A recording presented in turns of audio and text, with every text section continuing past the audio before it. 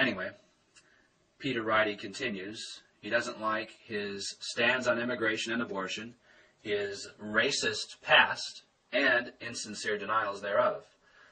Okay, what does he mean by racist past? Well, he's referring to some materials that went out in the early 90s that were ghostwritten, but he did not argue, even the ghostwriters, to my knowledge, did not argue in favor of policies that would actually be discriminatory on the basis of race. So when you say racist past, well, what does racist mean? If it just means somebody who causes racial offense, well, that's entirely subjective. If it just means somebody who tries to point out social consequences or social implications of race, well, then racism, how would you know if racism is good or bad? I mean, racism might be natural. Racism might be a sign of having scientific knowledge, or racism in other forms might be a sign of ignorance. Racism might be used in an aggressive manner, or racism might be used in a defensive manner.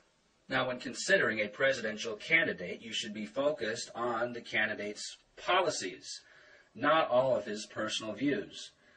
Peter Ridey, presumably, is an atheist. Objectivists are all supposed to be atheists. Ron Paul is a Christian. He doesn't cite his Christianity as a reason not to vote for him.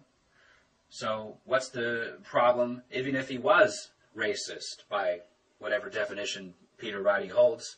Even if that was the case, if he doesn't advocate specific policies that discriminate on the basis of race, what is the problem? Why would that hold you back from voting for him?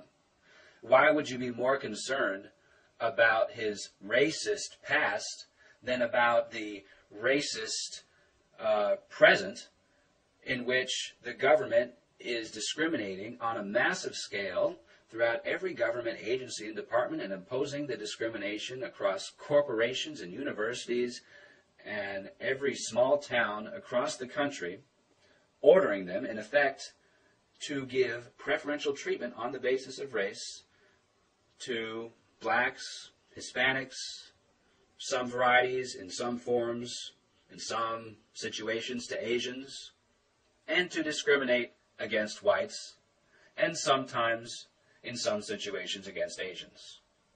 And if voters knew how much affirmative action was costing the economy, some estimates say that it's as high as 4% of GDP every year.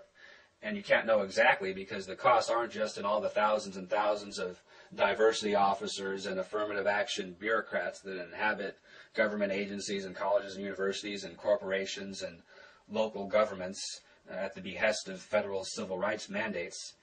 In addition to those costs, there are the costs of elevating incompetent and unqualified people into positions that they shouldn't be in at the expense of people who are competent and more qualified.